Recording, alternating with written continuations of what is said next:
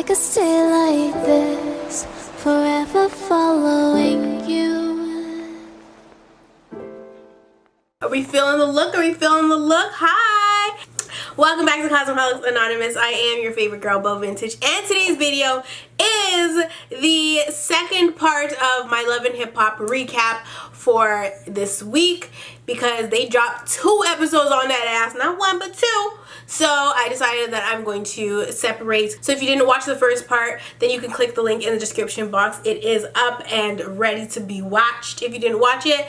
And then you can come back and watch this one after because you're not really going to understand what's going on if you didn't watch that. And I guess I'll link the rest of them below as well. This is the 5th episode that we're recapping today. So the ending of the last episode was with Cardi, Swift, his girlfriend Asia. His girlfriend Asia was disrespectful. Cardi was disrespectful. He was disrespectful. Everybody was disrespectful, okay? And the episode basically ended with everybody just mad. Cardi done ripped her wig off and threw it on the ground. Cardi had to be escorted out because she was ready to beat the bitch's ass. She actually did lay a hand, okay? So she laid a hand. They got separated. Security took that ass. And that was that. The episode basically ended with Swift's girlfriend, Asia, crying, looking absolutely ridiculous on TV. And she was just basically saying she's done. And I believe that he understands that they're done and he doesn't really give a fuck. Because when this next episode started, when episode 5 started, I had a problem with it out the gate because Cardi comes into the room and she's like, "Where's your hoe?"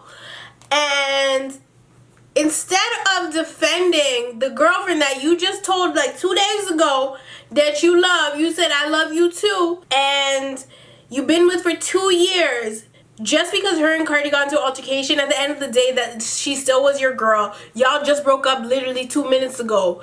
And instead of defending her and like being like, "Cardi, come on, like she's not a hoe, that was my girlfriend, I loved her," instead of doing all that, he said, "That don't matter, come. It doesn't matter where she is." Okay, cool. So then Cardi starts wilding out on him and nothing is getting resolved. And she gets so mad to the point where she boxes the fuck out of him. She boxed the daylights out of this nigga. She hit him, but they turned the cameras off. They didn't let us see that hit because it was too real for TV. They said, "Not today, Satan." They was on some Bad Girls Club stuff, but they didn't even bother putting in no filters in the fighting.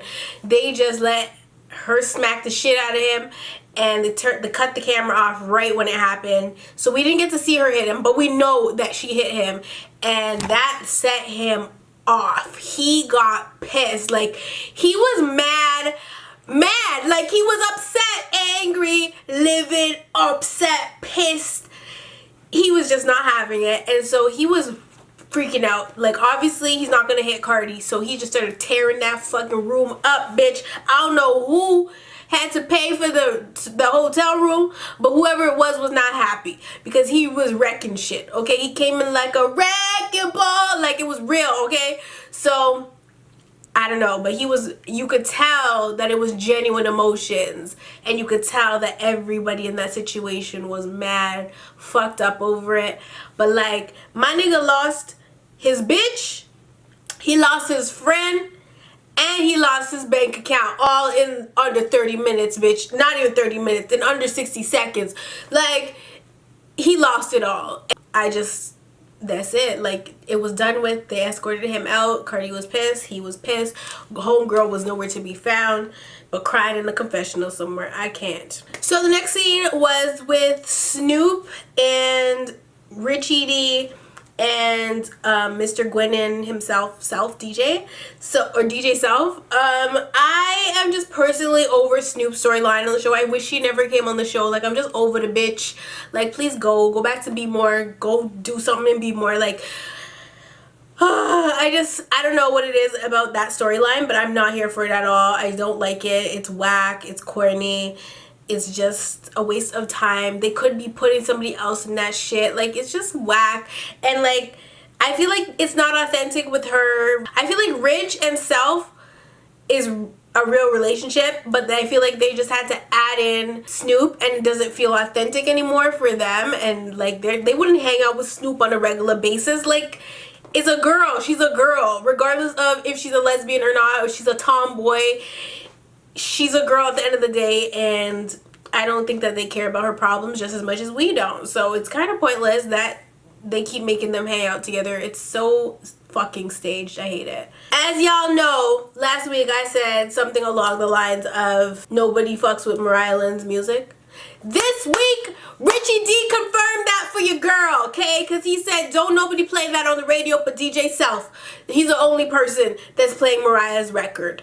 And the reason is because it is trash and nobody wants to listen to that. It's like, no, those are, like, what? You could have rapped about anything. She's rapping about I was a hoe and I'm admitting it. I wouldn't take that back because I did that shit. I don't know if those are the lyrics, but I think those are the lyrics. So, Richie confirmed it for me. The shit is trash. It should not be a thing, but it's a thing. And, like, DJ Self is really, like, or at least he was, really, like, pushing for Mariah Lynn to be signed. But I'm just like, for what? Like, where do you think Mariah Lynn is going to take your career? And where does Mariah Lynn think you is going to take her career? Like, they're both, you know what, perfect for each other. I can't. I think the convo shifted to Rich, and Rich was saying how he's been avoiding his girlfriend. Bad idea. That's all I have to say about that. Like, you don't avoid your girlfriend. Let me tell you something right now. If my nigga ever tries to avoid me, it would be hell. And that's it. Just hell, okay? I ain't never been to hell. But from what I hear, it's not a nice place. So, you know what? It would be hell if my nigga ever tried to avoid me. Like, you're not going to avoid me. Especially not after your daughter was grilling me and accusing me of having booty cheeks out when that wasn't the case. So, Richie needs to grow the fuck up. Like, you say you're serious about this girl, but you're avoiding her? What grown man avoids his girlfriend? And lastly, this is something that I really need to address for this episode. In that scene when the basket didn't go into the net, please leave your thoughts below, because, like, it was a sad day on Love and Hip Hop. That was probably the realest shit that has been on Love and Hip Hop since Love and Hip Hop began in 2000, and I don't even know. But as far as I'm concerned, that basket not going into the net was pathetic, but it was also very real. So I respect it. Thank you, Mona. Shout out to you, homegirl. We seen you on Instagram doing the most. So finally, we finally see Juju. But, like, my whole thing was, did Remy and Pap leave the show? Because where is Remy and Pap? Like, it's been 3 episodes now that Remy and Pap have not been in. And I personally love Rem and Pap on the show just because we know their relationship is real, it's authentic. They're funny as fuck, especially Remy. Like, maybe they don't have a good storyline or something, but, like, I would watch them regardless because I don't care for them to have a storyline. They have a real relationship, and we like Remy and Pap, and they're real fucking celebrities. So the fuck is a papoose? Like, I'm really missing them, and I want them to be back on the show. So they better be back next week with all this other drama that's going on. Though I don't know that they will be, because there's so much new people. They're kind of getting pushed to the side because they don't have drama. Other than the fact that Pap wants a baby and Remy's not giving it to him. Like, they don't have a drama, and obviously that's what gets people watching, but it's not fair to me that they're not being shown. Like, they're just as important as everybody else. Like, I'd rather see Rem and Pap than motherfucking Snoop and Jay. That's the real shit right there, okay? So yeah, so we see Juju and Kimbella says that she had a friend coming. For some reason, I wasn't even thinking that it would be Jay, but when I seen Jay walk in, I was just like this. Ugh, I was so annoyed. I was like, why? Like, why is Jay coming to ruin the fucking day? To talk about Snoop some more. Like, any scene that has Jay or Snoop in it, I'm just like, I'm not even paying attention to the show, because I'm just like, I don't care. I don't care. On the topic of Jay, I actually think she may be one of the prettiest girls on the show. She's absolutely gorgeous. I just can't stand her ass. I thought it was really messy that she brought up the fact that Sophie Purple was said that she was going to be working with Joelle Santana, when that in fact was not the case, because Joelle's never said nothing about working with this hoe. He's not even heard a record yet. So I don't know where Sophie Green had the balls to tell Jay that, but she did, and she looks like a damn fool at this point because we already know Kimbella finna shut that ass all the way down. I think the funniest part of that entire scene was when Kimbella was in the confessional and she says, how am I supposed to trust these hoes out here when they're willing to feed strawberries to anybody and everybody that's trying to get fed? I fucking cried. I was like, Kimbella, get off my damn TV right now with your nonsense. Like, please go. But it was funny as fuck, and I needed to share that with y'all because I'm hoping that you guys laugh too, okay? And my last thoughts on that scene is that Juju is just as much as a relationship expert as motherfucking Dr. Heavenly. Okay? And another thing, Juju's voice does not match her face or her body. Like, I always see Juju on Instagram. I'm not following her, but I see her on Instagram all the time, and I've always imagined her to sound different. I've never played a video or heard her voice before, so I was actually kind of really shocked by her voice. She kind of has a little bit of a lisp going. Sound like me when I got my retainer in or whatever. But yeah, her voice doesn't match her body at all. I was actually completely shocked by her voice. So next, Cardi goes to meet up with her sister, and that's Hennessy for you. I thought it was kind of sweet and cute how Cardi was feeling bad about the whole thing with Swift. And I really liked how level-headed Hennessy was about that, because Hennessy was like, but you're with him all the time. You're with him all the time. Of course she's going to be jealous. Of course she's going to feel some type of way about that. So I liked how Heavenly, oh my gosh. I liked how Hennessy wasn't like taking her sister's side in the situation, and she was like being that middleman and that mediator to say like, you're not in the right, you're not in the wrong, but you're also not in the right. You have to understand where the girl's coming from. I love that that was her in that scene, and she wasn't being extra with her sister or whatever. So I like that about her. She kept it real, she kept it 100, she kept it a buck, she kept it funky with her sister, and I could appreciate that. I'm spitting, like, why? Am I Mr. Petrocelli or what? So yeah, shouts out to Cognac for that. So I freaking lived. I lived when Stale Mayo was putting Sky's ass in check. And the reason I lived was because you don't fuck around with your man's money. However your man's getting his money, you don't fuck around with that, okay? You just don't.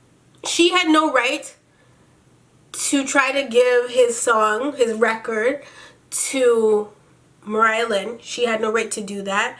And he was letting that be known, and he was being very vocal about that, and I liked that scene. I really did, because as much as I ain't fucking with Stale Mayo, when it comes time to keep it real, he did that, and he let her know that that's not acceptable. Like, you don't play with my working. Like, my work is my work. It has nothing to do with you, and that is what I liked about that scene. Yeah, she was definitely crossing boundaries, and he let her know that, and she felt stupid. And then this nigga called the bitch out, y'all. He went and he came for her whole life. Like, listen, if my man ever tried to tell me something about something, honey, no. He went and said to this lady, you've been passed around like a basketball, espousing Rawlings NBA basketball, okay? And when he said that, my mouth was on the floor. I couldn't believe it. I'm like, what guy would ever say that to their girlfriend? And he basically was saying that he's Captain Save a Hoe, or Captain Save a Mayo, I don't know, but he was like, for me, you was getting passed around like a basketball. And I was just like, okay there, Stale Mayo. I live for the disrespect, I do. But I couldn't believe he said to her, and I was like, that is way out of line.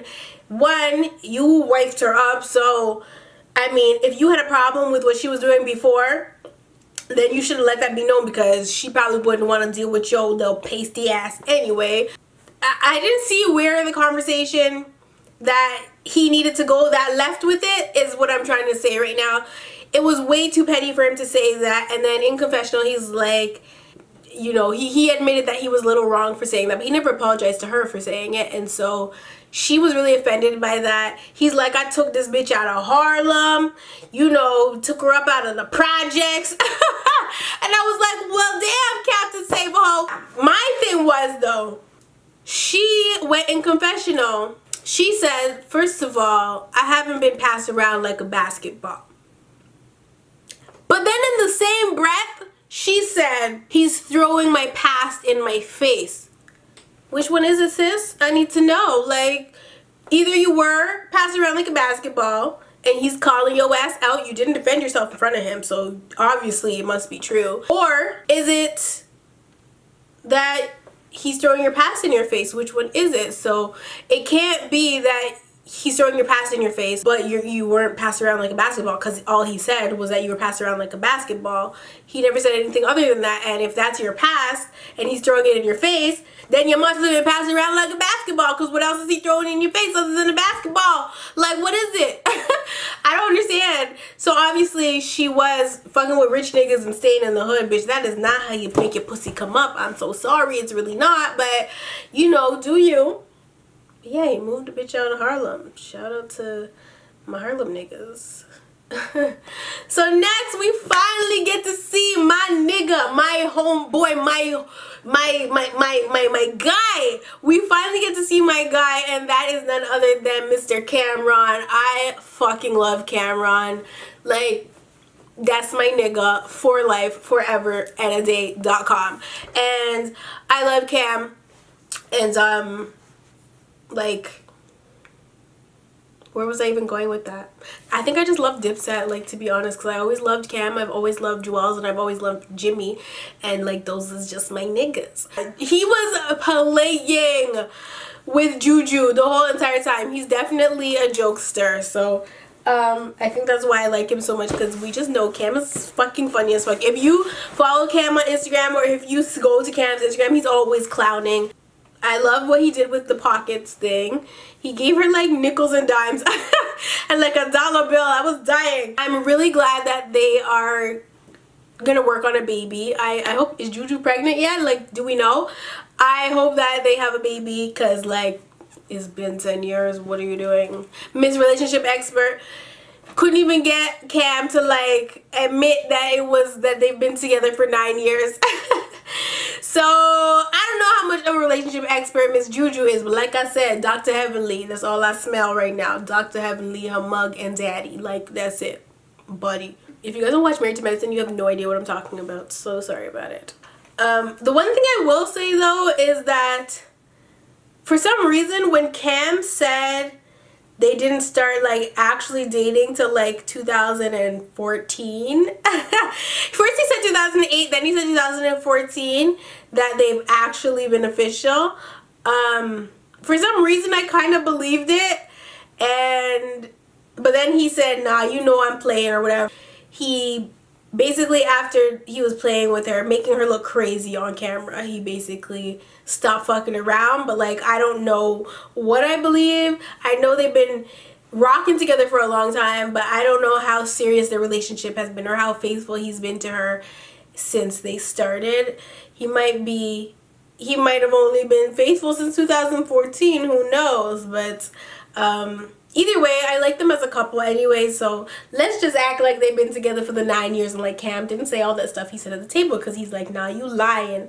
And I was like, this is embarrassing. Joking or not, it was embarrassing, period. So the next scene, we go to Bianca in the studio with Stale Mayo. And at this point, I really want to just see Bianca's forehead, because she always got bangs, so she must have a Black China kind of forehead. Now, I must say, I am a little jealous of people that actually have bigger foreheads, because my forehead is minuscule. Like, it's literally like a 3-head. You see that? It's 3 fingers, and it's not even a forehead. Like, maybe a forehead? I don't know. But I'm kind of jealous of people with larger foreheads, because when they wear a lace wig or something, they can actually pull it down far enough and look like they have a natural hairline. When I put on a fucking lace, like, my baby hairs are in the way and everything like that, and it's just a nuisance. But that's neither here nor there. I want to personally say that this week I'm not gonna get at Bianca's hair. The blue dirty smurf wig she was wearing on her head. However, this time she had it coiffed, bitch. She said, I'm gonna be coiffed today. And she was at the studio. She had her hair looking all cute and whatever. She didn't look popped down today. So I was like, bless the Lord. Praise Jesus. You know, she looked good. So she had her little bangs and her hair was curled and it was shorter. And it looked a lot better than it did last week. Because that shit she had on her head last week, I could have just ripped it off myself. But I'm glad she ran a curling iron through that shit and corrected it, because I'm sick of these damn wigs. Okay, I'm sick of these damn wigs on the show. In that scene, again, the attraction between Bianca and Stale Mayo is undeniable, and he's more flirtatious and like all up on her than he is with his own actual girlfriend. I don't think he likes light-skinned girls. Like, I really don't. He must really be feeling Bianca and trying to really play it off like he's not, which I don't understand. Like, just break up with your girl and be with who you want to be with, because he was all up in her face. And for once, I'm glad Bianca kind of like, when she realized he was getting all close and stuff again, I'm glad that she kind of like got up and think. But then she went over to the fucking booth or the what the fuck is it called? Oh my gosh, what? Like the boards.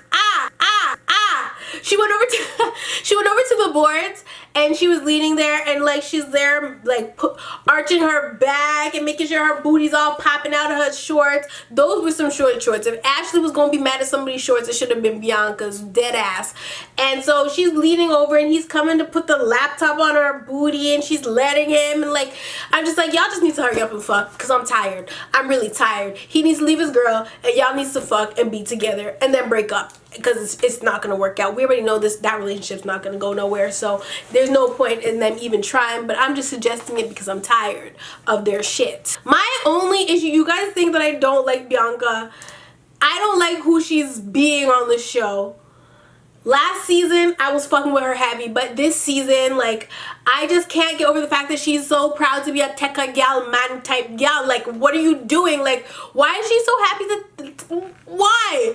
Why is she so happy? Like, oh my gosh, team tekka gal man, like, she's just, yeah, she's acting like Spice on the Hello remix. I can't. Anytime that Rich and Self are on screen, I just feel like I'm watching some dad show. Like, that just can't be me.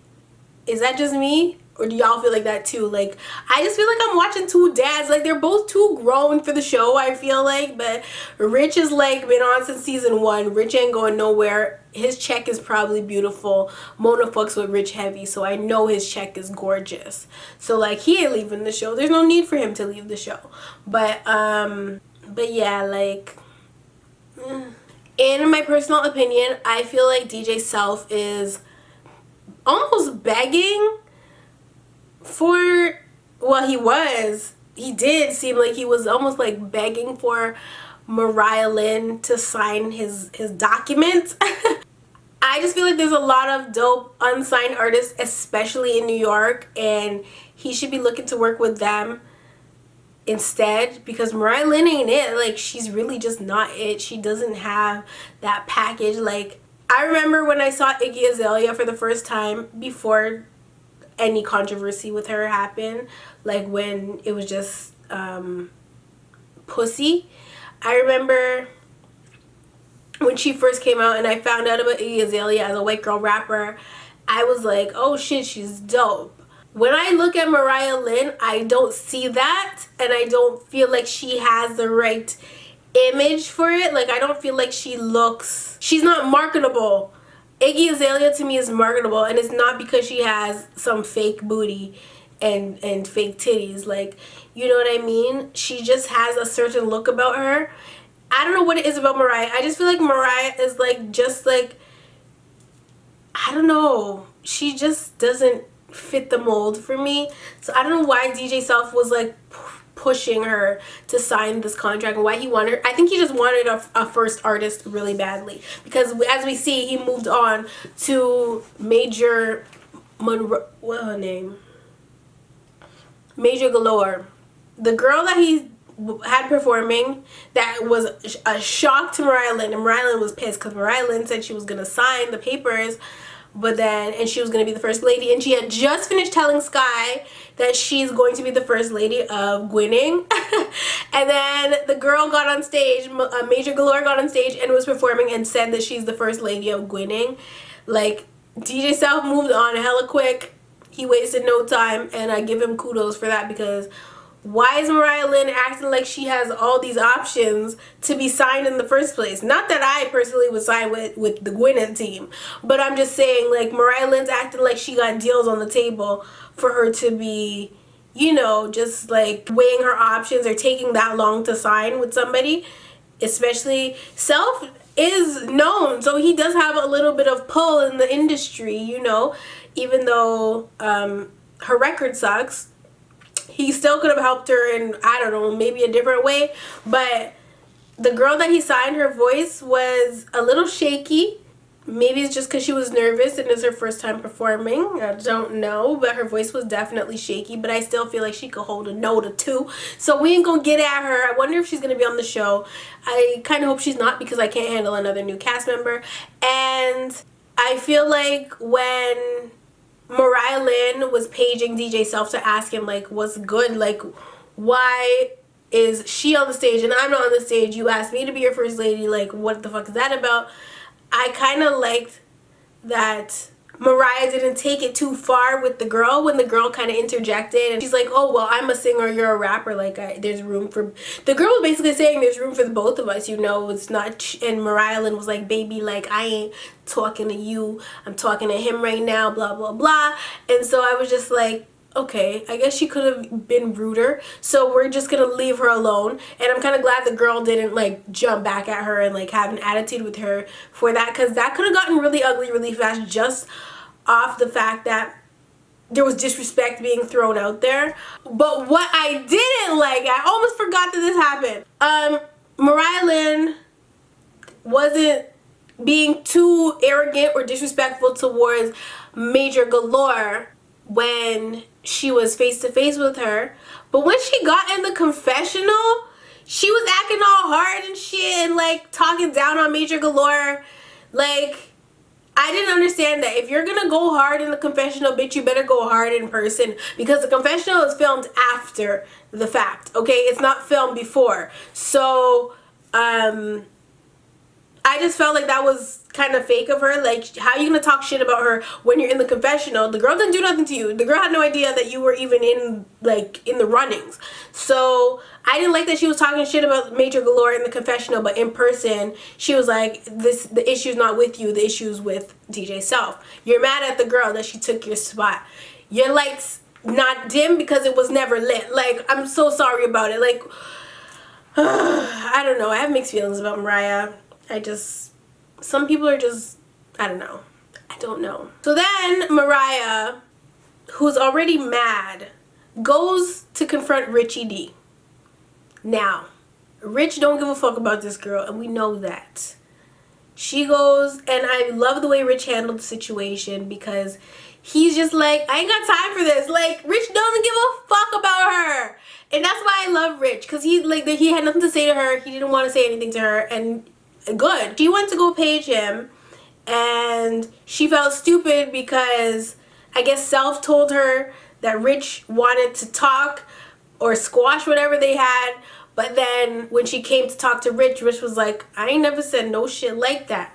I wasn't paying attention enough in the episode to know if Rich said that or not, but I don't think that he was going to say anything to her or wanted to talk to her anyway, so I don't think that happened. If it did, let me know in the comment section below. Mariah Lynn brought up Olivia's name, and I completely forgot about Olivia. Like, 100% forgot. When she said Olivia, I was like, Olivia, shit. Like, I forgot Olivia existed. I forgot Olivia was G-Unit. I forgot Olivia was on Love and Hip Hop. If I forget you was on Love and Hip Hop, girl, honey. Like, where is Olivia? Where is she now? Can she come back to Love and Hip Hop? Like, where's she at? I always felt like Olivia had a thing for Rich, and she loved Rich, and she was jealous of any woman that came into Rich's life. I felt that about Olivia.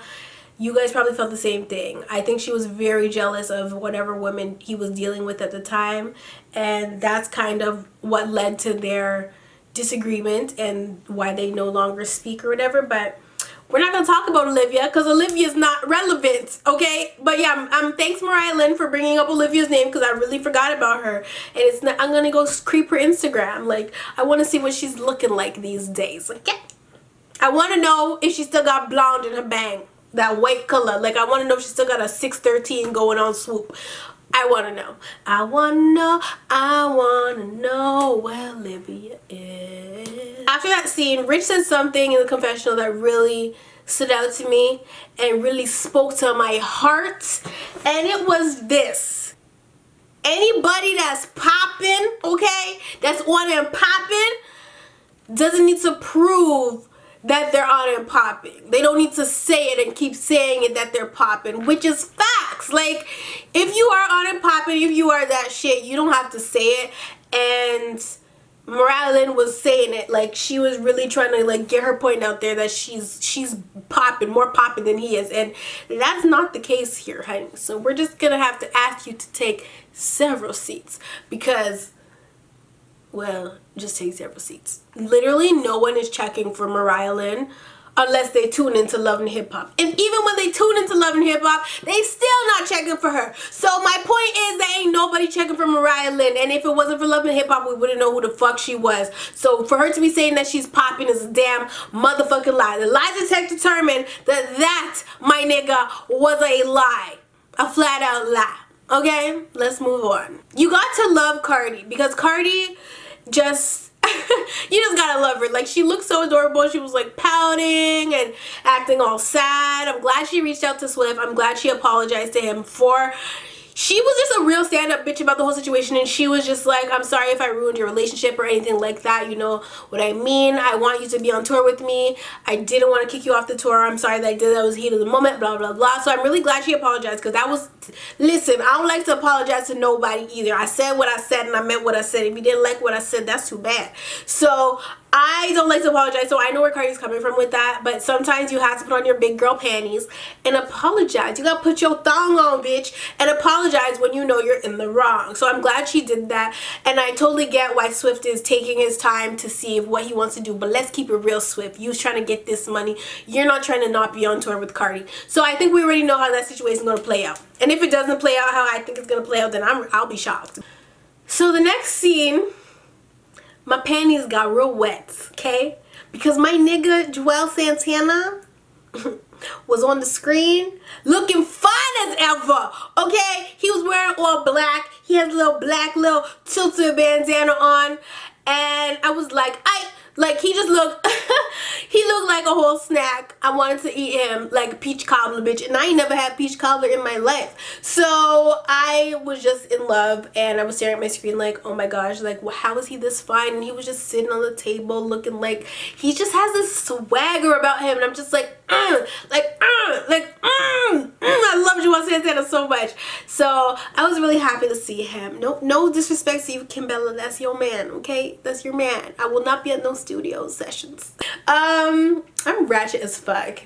Yeah, like Joelle's was there and being fine, you know, just casually being sexy as fuck. And Kimbella, of course, was being her scripted self. And she's like, babe. And she calls him upstairs from the studio. And she sits him down at the table. And she brings up the whole Sophie Green situation. Of course, Joelle's is like, what are you even talking about? Like, he basically had to explain himself. He basically had to explain himself again. And just reassure her that that's not the life he's living. He loves her and his family. That's all he wants. And of course, Kimbella's acting ass started crying because she's still insecure about the past. But like, I'm not gonna keep, I can't keep reiterating the fact that if you're gonna take somebody back, you have to forgive them and move on. You can't dwell on that and hold it against them forever. So he kind of told her that you're gonna have to get over that, which is true, and it is what it is. Like, but for me, the moment that touched me the most about that whole scene, and I was just like, oh my god, and he's sweet too. Like, he's just sweet all around. He looked good and he's sweet, was when Kimbella started crying and he like had this look of concern on his face, and he was like, whoa, like, you know, what's wrong, babe? Like, why are you crying? And I was just like, It reminded me of Shooter, and I just loved it, and I was just like, that's a real man right there. Okay, even if Kimbella is faking tears and shit, he's still concerned about her. Like, yes, Joelle's man goals, relationship goals is right there. Okay, not relationship goals, just man goals. Okay, man goals. And the last thing I'll say about that whole scene was that after she finished crying and stuff, she apologized to him for crying, and I was just like, that's weird. She's like, I'm sorry for crying. Like, just the way she said that she was sorry for crying was awkward to me, and I don't know, that bitch, no ma'am. That just made me feel like her tears really weren't real, because I ain't apologizing for crying. I don't give a fuck. But yeah, who apologizes to their boyfriend for crying? Like, I could get it if you're apologizing to like your friend or something, or like somebody that you don't know, that you're not close with, and you're crying in front of them, and you're not, you know, they're like, they don't know how to like handle it. But she apologized to her fiance, and I was just like, that's weird. Like, nobody apologizes to their fiance for crying. No, it just didn't go. So the last scene of the episode was Rich at his restaurant, which I think was painted pink, but I'm not gonna get into that. And his girlfriend met up with him. She wanted to talk, which is fair because he's been avoiding her. The mature thing to do would have been to just handle it out the gate. I don't know why he was avoiding her, but he was. And they meet up, they're sitting down, and she's flying off the handle immediately. And she has every right to be frustrated with him, because why are you avoiding me? We've been together for 6 months and you can't even have a conversation with me because you don't want to deal with the fact that your daughter was being a little bitch at dinner. Like, it's not fair. So I get where she's coming from. However, it was in this scene that I decided, no ma'am, no sir, no thank you. She got to go. She's 24, young and dumb. Like, she really gotta go. She was acting out, and I felt like it was turning up for the cameras. So despite the fact that Rich said in like the beginning episode that she's not like the other women that he's been dating, even though she's only 24, she's not really in the Instagram scene. Like, she just does her own thing. You know, she seemed really sweet in confessionals, and she seemed really sweet when Ashley was grilling her at the table. But this scene here made me rethink everything I thought about her, or that I thought about her. So it was here that I decided I don't like her. I didn't like her attitude. I didn't like how she was turning up and he wasn't. Like, but that's the same thing we saw with him and Mariah, and so I was just like, no ma'am. Disappointing, because I really thought I was gonna fuck with her, but like, no. Let me just clarify this, because it wasn't exactly her turning up per se that turn me off. It was her whole, one, I don't like when people refer to themselves as a bad bitch, like, and they're not joking. She was being dead ass serious, and she was like, you got a bad bitch. What are you gonna do to keep her? Like, what are you gonna do to keep her? And I'm like, bitch, you think way too motherfucking highly of yourself. Like, I can't stand shit like that, and that is what turned me all the way off from her. I'm just like, you're not that bad one. You're cute, but you ain't bad. So just stop. Like, and like, if you're referring to yourself as a bad bitch, then you're not a bad bitch. Like, no bad bitch has to refer to themselves as a bad bitch. Like, what are you talking about? You're not bad at all. Like, stop. You're good. You're good. So just stay over there with your good self. Like, I could not deal. That's what pissed me off the most about her. Like, why are you asking him what he's gonna do to keep you? Nothing. He's gonna kick that ass to the curb. And just when I thought the shit couldn't go more left than it was, in walks Moniece Slaughter. Child. What is Moniece doing in New York? What? All I know is next week's episode is finna be litty, and it better come on too. It better not be like they gave us 2 episodes this week, so they ain't gotta give us one next week. No, bitch, it better be lit as fuck. Mona knows what she's doing. This season has been weirdly up and down, but I'm here for it regardless. So I hope you guys like this, and I will definitely see you guys whenever they air the next episode. I love you all, and I will definitely see you in the next one.